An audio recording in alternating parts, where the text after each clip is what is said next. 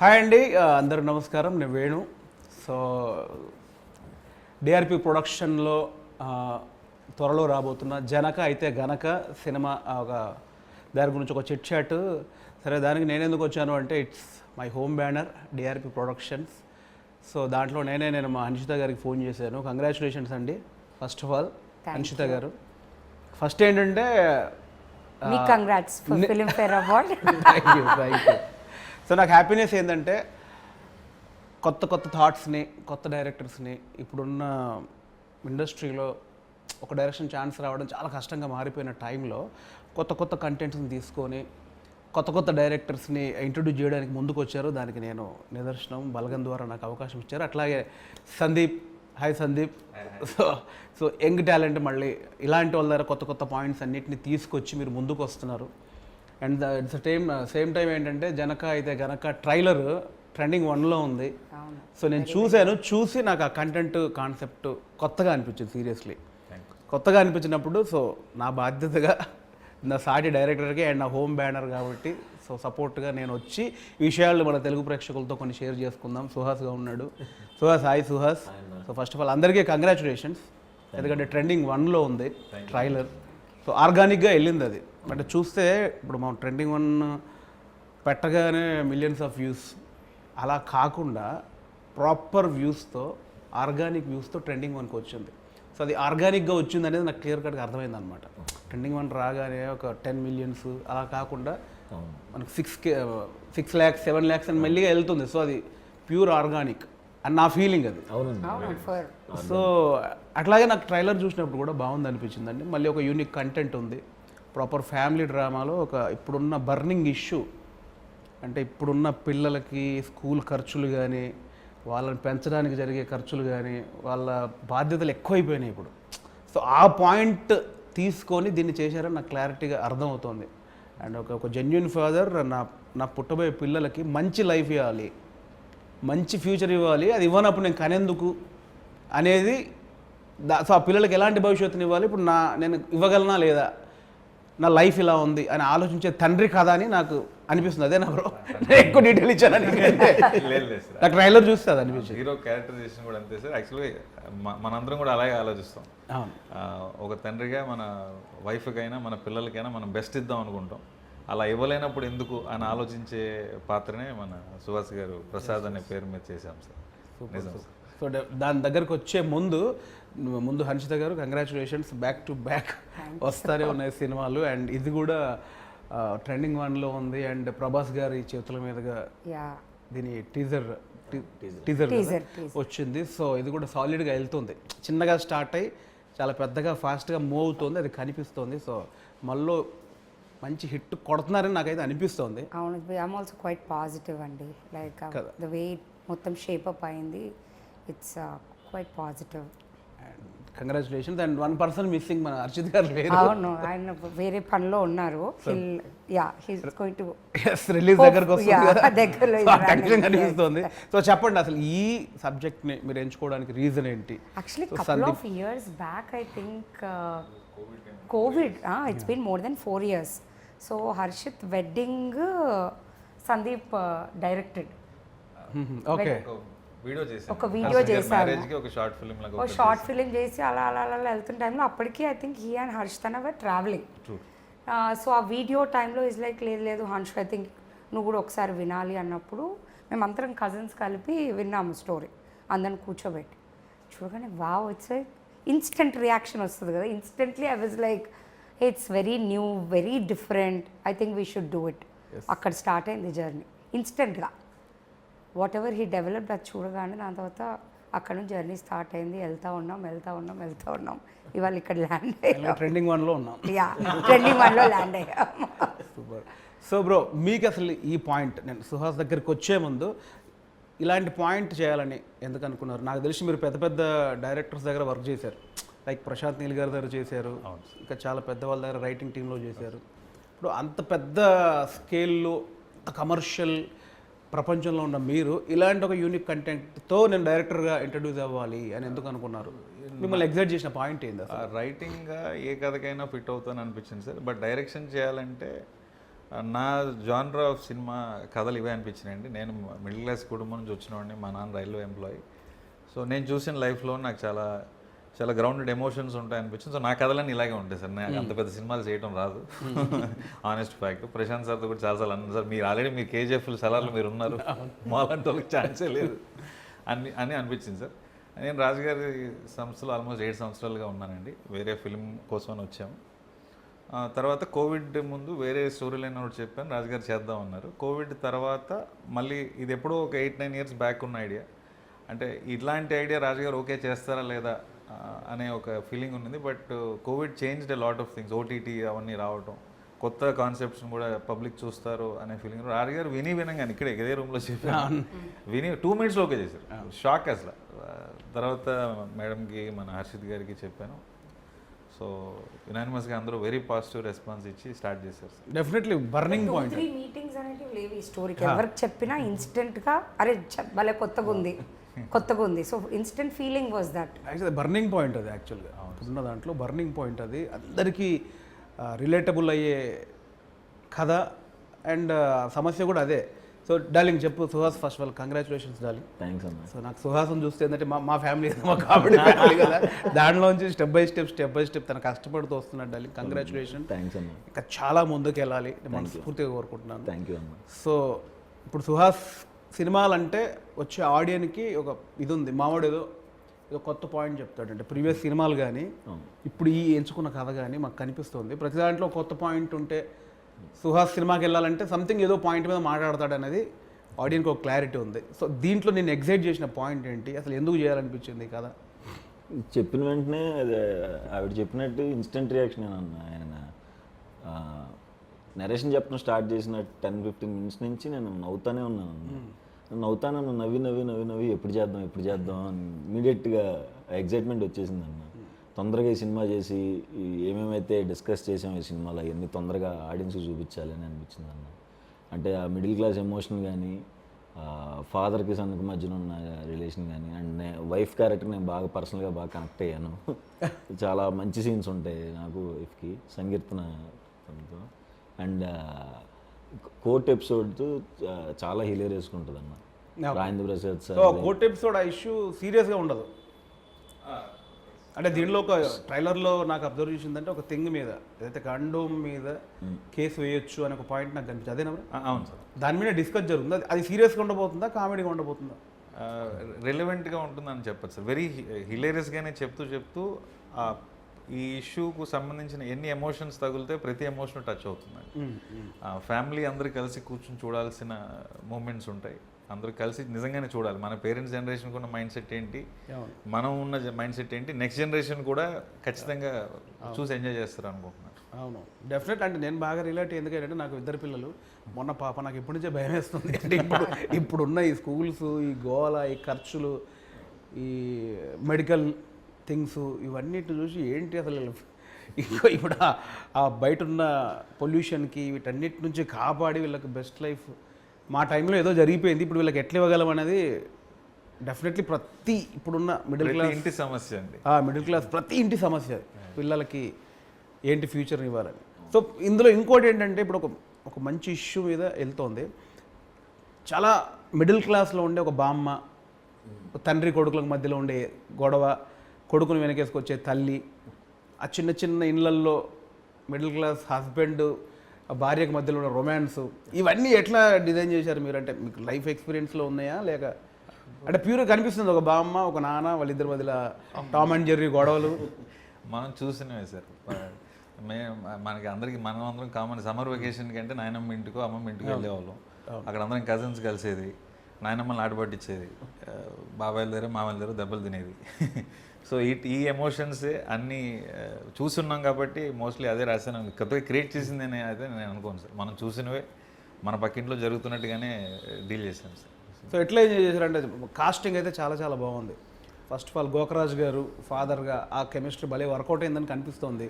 బామ్మ ట్రాక్ సాలిడ్గా కనిపిస్తోంది. అండ్ కిషోర్, వెన్నెల కిషోర్ సాలిడ్గా టైమింగ్ తెలిసిపోతుంది. ఎట్లా ఎంజాయ్ చేశారు మీరు అసలు? అంటే ఇప్పుడు అదే ఫస్ట్ డైరెక్టర్గా ఇప్పుడు కిషోర్ ఉన్నాడు, చాలా పెద్ద సూపర్ స్టార్ యాక్టర్ ఆయన. గోకరాజ్ గారు పెద్ద యాక్టరు, రాజేంద్ర ప్రసాద్ గారు మురళీ శర్మ గారు, మురళీ శర్మ గారు, ప్రభాస్ గారు, వెంకటేశ్వర్ గారు, వీళ్ళందరూ ఎట్లా డీల్ చేసావు బ్రో అదే డెబ్యూ డైరెక్టర్గా పెద్ద పెద్ద నాకు అది డౌట్ ఫస్ట్ అసలు దానికంటే ఒక్క స్టెప్ ముందు వెళ్తే నేను ఏ క్యారెక్టర్కి ఏ యాక్టర్ కావాలనుకున్నానో మా ప్రొడ్యూసర్స్ మన హర్షిత్ గారు కానీ మా రాజు గారు కానీ ఎవరు కావాలంటే వాళ్ళని ఇచ్చారండి. పలానా వాళ్ళు కావాలి అంటే ఇంక డిస్కషన్ లేదు, వాళ్ళనే ఇచ్చారు. తర్వాత నాకేంటంటే ఏదో ఫిల్మ్ఫేర్ ఈవెంట్కి వెళ్తే పెద్ద పెద్ద స్టార్స్తో మనం కూర్చొని చూస్తాం కదా, అంతే సార్ నా ఎక్స్పీరియన్స్, అందుకంటే ఏం లేదు.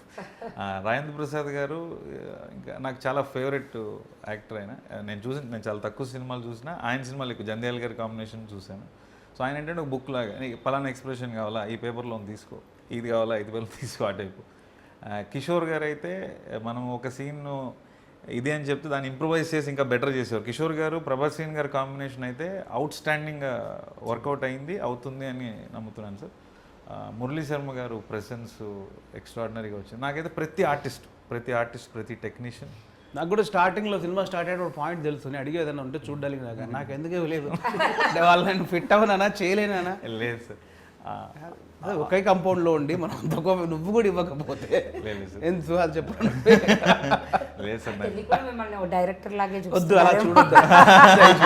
నాలో నటుడు ఉన్నాడు, అడిగారండి, చెప్పారు. యాక్టర్ ఉన్నాడు, అలా వేయొద్దు దానికే దీనికి. నేను బలగన్ సినిమా చూసాక యాక్చువల్గా మనకి కన్నీళ్ళు ఉంటే చాలా తర్వాత తెలిసిందండి, బలగన్ నుంచి తెలిసింది. మీరు లాస్ట్ 20 minutes అసలు అది చూసిన తర్వాత నిజంగా నేను ఇంత డైరెక్టర్ అంత రెస్పెక్ట్ ఆ పొజిషన్కి వెళ్ళిపోయింది సార్. అది ఉంచుకొని ఈ యాంగిల్ కూడా ఓపెన్ చేయండి.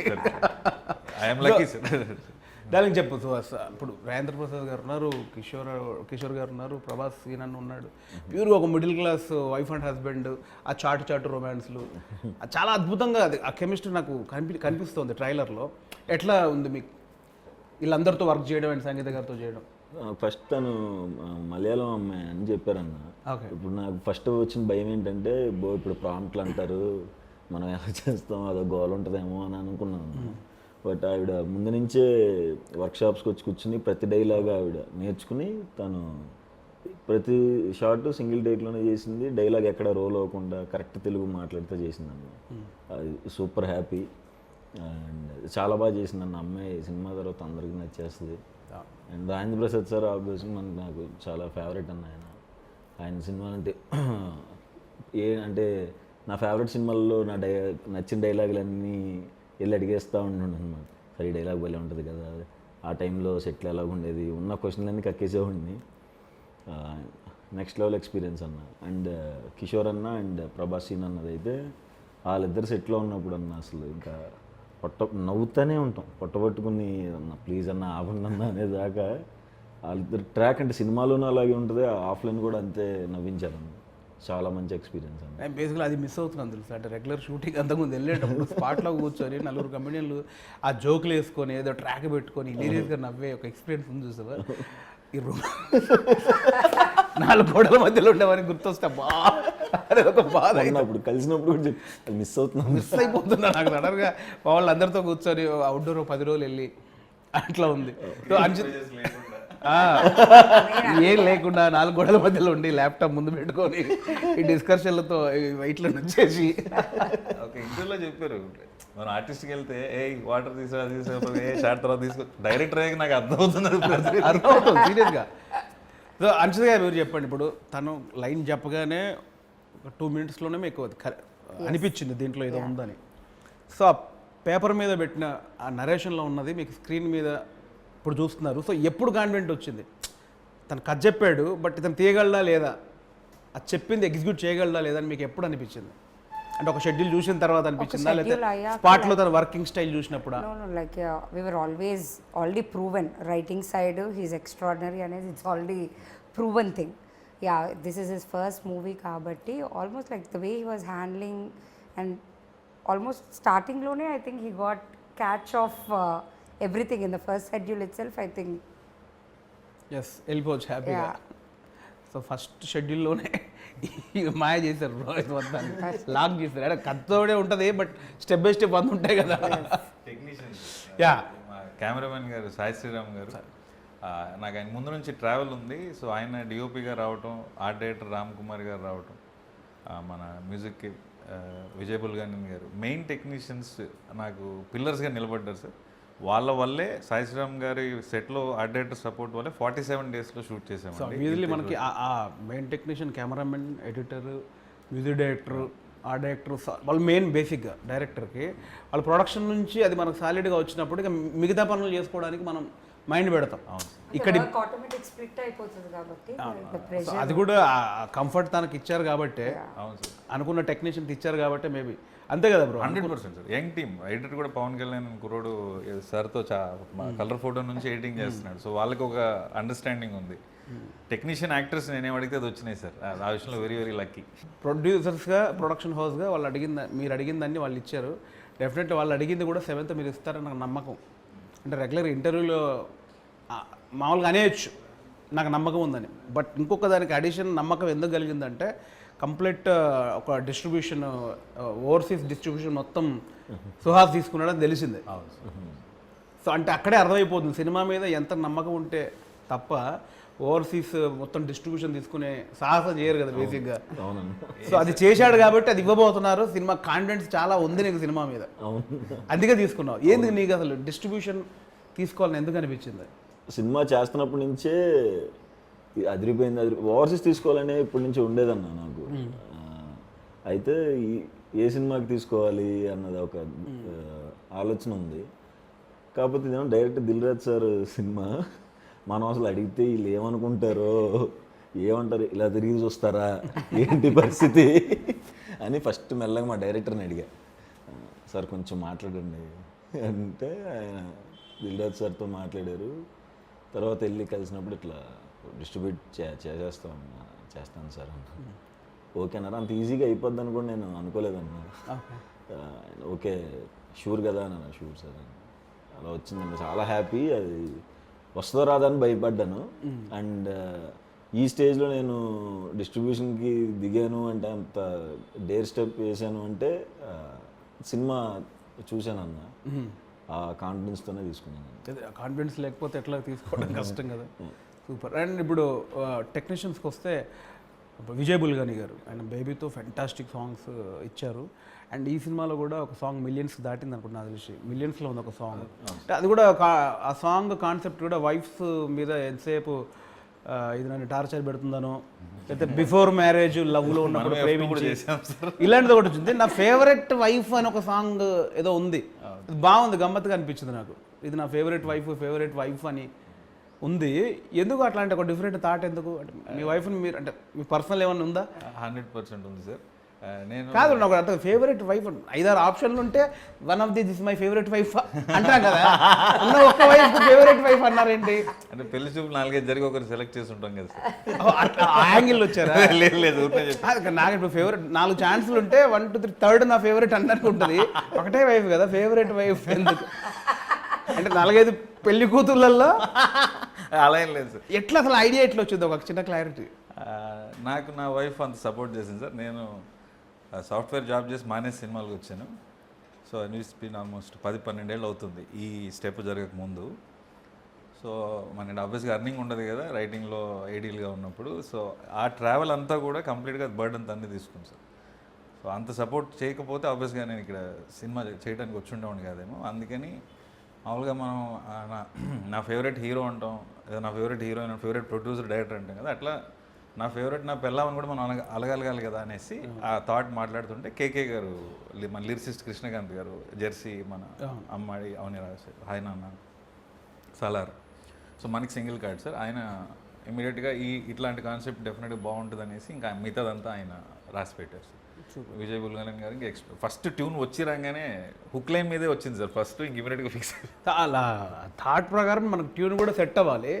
అది విజయ్ గారు నాకు తెలిసి ఫెంటాస్టిక్ సాంగ్, చాలా చాలా బాగుంది. అది అంటే విన్నా కొద్దీ ఎక్కుతూ ఉంది ఆ సాంగ్. అట్లాగే యూట్యూబ్లో కూడా అట్లాగే పోతుంది, మిలియన్స్లో పోతుంది అది. అవును సార్. అంటే యూనిక్ సాంగ్, కొత్త కంటెంట్. సో బ్రో అంటే ఇప్పుడు ఇంకొకటి నాకు ఒక ఇంపార్టెంట్ పాయింట్, యాక్టర్స్ అందరూ వచ్చేసారు నాకు తెలిసి, అందరు యాక్టర్స్ ఉన్నారు. ఫస్ట్ మూవీకి అంత పెద్ద పెద్ద యాక్టర్స్తో వర్క్ చేసే అవకాశం వచ్చింది. అది నాకు స్క్రీన్ మీద కనిపిస్తుంది అదంతా. సో టీం అంతా కూడా ఎనర్జీగా కనిపిస్తుంది. సో నాకు ఒక పర్సనల్గా ఒక ఇష్యూ ఏంటంటే, ఇష్యూ కాదు, నాకు ఒక డౌట్ ఏంటంటే, ఇప్పుడు దీనిలోకి వచ్చాం కదా, అన్ని మనం చిన్న ప్రతిదీ డౌట్గానే కనిపిస్తుంది. దీన్ని ఎలా ఒప్పించాడు, ఎంత ధైర్యం ఉంటే చేశాడు, వాళ్ళు చెప్పినప్పుడు ఆ పాయింట్ వాళ్ళకి చెప్పినప్పుడు వాళ్ళు ఏమన్నారు, ఇవన్నీ 100 ఉంటాయి కదా. అట్లా మనకు నాకు తెలిసి మన ప్రేక్షకులకు కూడా ఒక డౌట్ ఉంది. ఇప్పుడు కండోమ్ అనే పాయింట్ మీద ఒక కేసు జరుగుతుంది, అంటే హీరో కండోమ్ మీద కేసు వేసినట్టుగా నాకు తెలుస్తుంది. అది ఏంటి అసలు ఆ సెటప్? అది అసలు ఒకవేళ వేస్తే అలాంటి థింగ్స్ మీద వేయొచ్చా, అసలు ఏం జరిగింది? వేయచ్చా అనే క్వశ్చన్ ఫస్ట్ ఆన్సర్ చేస్తే సార్, ఏ ప్రోడక్ట్ మీద అయినా మనము కన్జ్యూమర్ ఫోరం అని ఒకటి ఉంటుంది సార్. మనము కేసు ఫైల్ చేసి, అంటే వాళ్ళు ప్రామిస్ చేసిన విషయం జరగకపోతే, వాళ్ళు లెట్స్ ఏదో ఒక ప్రోడక్ట్ ఇలా వాడితే ఇది జరుగుతుంది అని చెప్పి అది జరగకపోతే, మనం సాటిస్ఫై కాకపోతే కన్జ్యూమర్ ఫోరంలో కేసు వేయచ్చు సార్. చాలా కేసులు జరిగాయి చాలా విషయాల్లో. ఇప్పుడు కాఫీ కప్లో కూడా టెంపరేచర్ ఇంత ఉంటుంది, స్కిన్ బర్న్ అవ్వచ్చు అని రాసింది ఒకనొక కేసు వల్ల. Okay okay. ఎక్కడో వేరే కంట్రీలో ఒక ఆవిడ కాఫీ తీసుకుని పెద్ద ఆవిడ కార్ రివర్స్ చేస్తూ కాల్ మీద పడి స్కిన్ బర్న్ అయిపోయింది, ఆవిడ కేసు వేసారు. ఓకే. లా సూట్స్ అంటారు వేరే కంట్రీస్లో, అక్కడ ఇంకా ఎక్కువ కల్చర్ ఉంది మన దగ్గర కంటే. మరి కాఫీ వేడిగా ఉంటుందని మీకు తెలియదా అని అడిగితే, మరి నువ్వు అది మెన్షన్ చేయాలి కదా అని కేసు వేసి లా సూట్ గెలవటం వల్ల అది రాశారు. ఓకే. సో మనం చూసే ప్రోడక్ట్ల మీద మెజారిటీ ఆఫ్ ద లైన్స్ ఏవైతే ఉన్నాయో, ఎక్కడో చోట ఎవరో చేసిన కేసు వల్ల లేదా కేసు రాకూడదనో అవి రాస్తారు సార్. మనం కూడా చాలా సింపుల్ సైకాలజీ సార్. మనం వీధి చివర మిర్చి బండి వెళ్ళి ప్లేట్ బజ్జీ కొనుక్కుని అది వేడిగా లేకపోయినా మనం పాసిన ముందు ప్లేట్ మార్చమని డబ్బులు ఇవ్వమని అడుగుతాం కదా. సో ఇది కూడా అంతే సార్. సో ఆ పాయింట్ మీద మనకి మంచి డిస్కషన్ ఉంటుంది సినిమాలో, చాలా మంచి డిస్కషన్ సార్. అంటే కండోమ్ మీద కేసు వేసిన పాయింట్ మీద. ఆల్మోస్ట్ సెకండ్ హాఫ్ అంతా అవును సార్, అవును సార్. యాక్చువల్గా కాండమ్ మీద కేసు అనేది మెయిన్ కాన్సెప్ట్ కాదు సార్. ఎందుకు వాడు కేసు దాకా వెళ్ళాడు, వాడుకున్న ఇష్యూ ఏంటి అనేది main cinema sir. Okay okay. మీకు ఎలా అనిపించిందండి? ఇప్పుడు బేసిక్గా ఫ్యామిలీ మొత్తం, అంటే బామ్మ ఉంది, తండ్రి కొడుకులు, beautiful middle class wife and husband, దీంట్లో ఈ ఇష్యూ పెడితే మళ్ళీ ఫ్యామిలీ ఏదైతే డిస్టర్బ్ అయిపోతారా, వాళ్ళు తీసుకుంటారా లేదా అని మీకు నమ్మకం ఎక్కడ కలిగింది అసలు? అంటే అదే నాకు అనిపించిన డిఫరెంట్ పాయింటే అది. సో ఒక సో అండ్ సో ప్లానింగ్లో ఉండే ఒక మిడిల్ క్లాస్ అబ్బాయికి వాడు అన్నీ ప్లాన్గా చేసుకుంటారు, ఈ మంత్ ఇది చేయాలి అది చేయాలి, అలా ప్లాన్ చేసుకునేవాడు సడన్గా అన్ఎక్స్పెక్టెడ్లీ ఒక బేబీ వస్తే ఎంత బర్డెనో ఆర్ ఎంత responsibility in today's life. So దానికోసం హీస్ ఫైటింగ్. ఓకే. నాకు నచ్చింది ఆ పాయింట్ యాక్చువల్లీ. నీకు ఎలా అనిపించింది సుహాస్? అంటే సెకండ్ హాఫ్లో మేజర్గా వచ్చేది అది, మేజర్ సెటప్ అవుతుంది కదా ఒక కండోమ్ మీద కేసు అనేది. ఇది రీచ్ అవుద్ది, ఇది ఇప్పుడు నన్ను అభిమానించే ప్రేక్షకులకి ఇది కనెక్ట్ అవుద్ది అని ఎక్కడ నీకు అది పాయింట్ ఎగ్జైట్ అయింది? అంటే నాకు ఇది మనం ఎక్కడ ఆ పదం వాడలేదన్న సినిమాలో, ప్రొడక్ట్ అనేవి మాట్లాడుతున్నాం. What ever it is, product చూపిస్తే తెలిసిపోద్ది కదా. అదే అంటే ఆ పదం ఎక్కువసారి రాకుండా ప్రొడక్ట్ అని అనుకుంటా కొన్నిసార్లు వచ్చింది, కానీ అదేం బ్రెయిన్లో ఉండదన్న చూసేవాళ్ళకి, అంత వేరే ఎమోషన్ మీద వెళ్ళిపోతాం. అంతే అంతే. ప్రొడక్ట్ అనుకున్నా దానివల్ల వచ్చే జెన్యున్ విషయాలు అవును మాట్లాడుతూ ఉన్నా. సినిమా అయిపోయేపటికి smaller picture, the bigger picture is the family and అది మీరు ఏదైతే బర్నింగ్ ఇష్యూ అంటున్నారో అది మెయిన్ పాయింట్. మెయిన్ పాయింట్ అది మాట్లాడడానికి మన రైటింగ్ భాషలో ఏదో క్యాటలిస్ట్ అని ఏదో అంటూ ఉంటారు కదా, అట్లాంటి అంశం ఇది సార్. ఓకే. సో ప్రతి ఇంటిలో జరిగే డిస్కషనే ఎవరికి తెలియదు కదా. ఇవాళ జనరేషన్లో కాండమో లేకపోతే సేఫ్టీ అనేది పెద్ద మ్యాటరే కాదు, బట్ స్కూల్ టెక్స్ట్ బుక్స్లో కూడా అవేర్నెస్ కింద చెప్తున్నారు. సో అసలు అది ఇవాళ మైండ్ సెట్ కాదు, అసలు పెద్ద ఇష్యూ కూడా సార్. మనం జీరో వల్గారిటీ సినిమా మొత్తం. నేను అందుకే చాలా కాన్ఫిడెంట్గా పేరెంట్స్ మన పెళ్ళిడికి వచ్చిన పిల్లలు వాళ్ళ పిల్లలు కూడా కలిసి చూడగలిగిన సినిమా అని ఆనెస్ట్గా ధైర్యంగా చెప్తాను. అది డెఫినెట్లీ ప్రజలకి ఈ సబ్జెక్ట్ మీద ఇంకా అవగాహన పెరగాలి. రీసెంట్లీ ఓ మై గాడ్ 2లో కూడా అవును సార్, రైట్. సెక్స్ ఎడ్యుకేషన్ అనేది పిల్లలకి ఒక చిన్న స్థాయి నుంచే చెప్తే వాళ్ళకు క్లారిటీ ఉంటుంది. చాలా ఇంపార్టెంట్ ఇష్యూ అది. అంటే ఆ ప్రోడక్ట్ని ఏదో ఇంకో రకంగా అనుకుంటున్నారు. అది ఇప్పుడున్న జనరేషన్కి మనకి దాన్ని ఏమంటారు, ఆ ఎడ్యుకేషన్లో ఒక భాగం అవ్వాలి. దాని గురించి అందరికి తెలిస్తేనే కదా. నాకు ఒక చిన్న సోషల్ ఒక బాధ్యత, సామాజిక బాధ్యత కూడా ఇది. 100%. నాకు అట్లా అనిపిస్తుంది బేసికలీ. అంటే మనకి నానమ్మల కాలం నుంచి అదేంటి చిచి అని అంటారు. ఆ చిచి కాదు, ఇది ఇప్పుడున్న సొసైటీకి అది తెలియవలసిన విషయం. అయిపోయింది స్కూల్స్ దగ్గర నుంచి 3-4 ఇయర్స్ దగ్గర నుంచి like the awareness coming and మనం కూడా everybody possible we have to do our part చేయాలి. సో అది నాకు తెలిసి మంచి పాయింట్. నాకు అది పర్సనల్గా ఆ పాయింట్ చాలా మంచిదని నేను దాని గురించి అడిగాను బేసిక్గా. ఆ డీటెయిల్ ఆడియన్స్ కూడా తెలియాలని. నా పర్సనల్గా అది అవేర్నెస్ రావాలి అందరికీ. నిజం, చాలా very very honestly very good question. అది నిజం కూడా సార్. మనం కూడా అవేర్నెస్ అనే డైమెన్షన్తో పాటు we're actually discussing even bigger thing. అంతకంటే పెద్ద సమస్య మనదైతే పిల్లలు ఇవాళ రోజున ఉన్న ఖర్చులు కానీ పెంచాలనుకుంటే వచ్చే భయాలు కానీ అది కూడా డిస్కస్ చేస్తున్నాము. మన ఇంట్లో మనం ఎలా మాట్లాడుకుంటామో ఒక నాన్న కొడుకు అమ్మ కూతురు లాగా మాట్లాడుకున్నట్టే ఉంటుంది సార్ సినిమా అంతా కూడా. ముందు ఫస్ట్ ఆఫ్ ఆల్ మన బ్యానరే ఫ్యామిలీ బ్యానర్. డెఫినెట్లీ ముందు సినిమా ఎక్కదు. ఇప్పుడు దిల్రాజు గారి సినిమా అంటే ఫ్యామిలీ సినిమాలకి ఒక బ్రాండ్ అది. అండ్ డిఆర్పి కూడా స్టార్ట్ అయింది. ఇప్పుడు మన ఫస్ట్ సినిమా బలగం మన దాంట్లో వచ్చింది, అది ఫ్యామిలీ. ఇది కూడా ఫ్యామిలీకి అవేర్నెస్తో పాటు మళ్ళీ ఆ కుటుంబ వాళ్ళ రిలేషన్స్, తండ్రి కొడుకుల రిలేషన్ కానీ, వైఫ్ అండ్ హస్బెండ్, బామ్మ, అవన్నీ ప్యూర్గా మళ్ళీ ప్యూర్ ఫ్యామిలీ సినిమా కనిపిస్తుంది. కొత్త గొప్ప మీరు సెట్ చేసిన ప్రెషర్ అని చెప్పాలి. వీళ్ళిద్దరు కలిసి మనకి సెట్ చేసింది. ఇది బ్యానర్ ఫస్ట్ సినిమా బలగం చేశారండి. Out standing response. మనమే కానీ లేట్ సంగతి. నెక్స్ట్ మన సినిమా వస్తుంటే ఎలాంటి సినిమా రావాలి, మళ్ళీ మంచి సినిమా చేయకపోతే సెట్ చేసి అనుభవిస్తున్నాను. అదంతా ఇక్కడ ఉండి అది అనుభవిస్తుంది. ఇంత వైట్ ఉండేది కాదు బ్రో. చూడు ఇది వచ్చేసింది. మా అన్నయ్యకి విగ్ ఉంటుంది, విగ్ లాగా ఉంటుంది. ఆయన 55 ఏళ్ళు. నాకు పోయింది సగం విగ్ పోయింది. చిన్న ప్లాట్ ఓపెన్ అయింది, చిన్నది 50 యాడ్స్. ఆ ప్రెషర్ ఉంది, లేదు మాకు సార్. అంత మంచి సినిమా ఫస్ట్ బ్యానర్ నుంచి వచ్చాక అది ఎంత రెస్పాన్సిబిలిటీ యాడ్ చేస్తుంది. ముందు రాజు గారు అంటేనే ఒక brand. Next DRP banner, young producers, next gen producers కొత్త ఐడియాస్ తీసుకొని వస్తున్నారు. ఇంకొక 10 మంది డైరెక్టర్లు ధైర్యంగా వచ్చి మేము ఇక చెప్పచ్చు అనే సంస్థలాగా నిలబడాలని నాకు నేను తీసుకున్న రెస్పాన్సిబిలిటీ కూడా అనిపించింది సార్. అందుకే వెరీ వెరీ ఆనెస్ట్ ఫిలిం అని నేను ధైర్యంగా డెఫినెట్లీ ట్రూ బ్రదర్. యాక్చువల్లీ ఇప్పుడు నేను మీకు నిజంగా థ్యాంక్స్ చెప్పేది ఏంటంటే డిఆర్పి బ్యానర్ ద్వారా ఒక 4 వచ్చాం ఇప్పటికీ. ఒక యంగ్ డైరెక్టర్స్, ఒక కొత్త పాయింట్. వాళ్ళని ఈ కొత్త పాయింట్లు తీసుకోవడానికి కూడా వెల్కమ్ చెప్పే పరిస్థితిలో లేనప్పుడు ఒక బ్యానర్, ఒక కొత్త పాయింట్ ఉంటే ఆ బ్యానర్ వెల్కమ్ ఉంది, కొత్త వాళ్ళకి అక్కడ అవకాశం ఇస్తున్నారు అనేది ప్రూవ్ అయింది. ఇప్పుడు నాతో అయింది, ఇప్పుడు సందీప్ గారి ద్వారా అయింది, ఇంకా 2 సినిమాలు మనకి వస్తున్నాయి, లవ్ మీ ద్వారా అయింది. సో చాలామంది యంగ్ డైరెక్టర్స్ మన బ్యానర్ నుంచి రావాలని మనస్ఫూర్తిగా కోరుకుంటున్నాను నేను. మీరు ఇంకా ఇలాంటి యంగ్ డైరెక్టర్స్ చాలామంది ఎంకరేజ్ చేయాలి. వాళ్ళందరికీ ఒక డిఆర్పి అలా అభయాస్తల్లా కనిపించాలి. మేము కూడా అదే వెయిటింగ్. ఇంకా చాలా కొత్త పాయింట్స్ వినాలి, ఇంకా కొత్తగా ఎక్సైట్ అవ్వాలి. సో సుహాస్ ఓవరాల్గా అంటే ఇప్పుడు సుహాస్ ఫ్యాన్స్ ఏం ఎక్స్పెక్ట్ చేసి రావచ్చు? జనక అయితే గనక, నాకు ఇంకోటి అనిపించింది, సారీ, ఇప్పుడు జనక అయితే గనక దాని గురించి మాట్లాడాలి ముందు. టైటిల్ నాకు ఫస్ట్ హర్షిత్ గారు చూపించినప్పుడే ముందు కన్ఫ్యూజ్ అయ్యారు 2 రోజులు. అంటే నాకు కొంచెం కథ తెలుసు కాబట్టి కథ క్యాప్ట్ బేసిక్గా నాకు పాయింట్ సెటప్ అంతా తెలుసు కాబట్టి జనక అయితే గనక నాకు తెలుసు. బట్ వినగానే కొంచెం జూలకటక చట్పట్లాగా ఉంది, అది విచిత్రంగా అనిపిస్తుంది.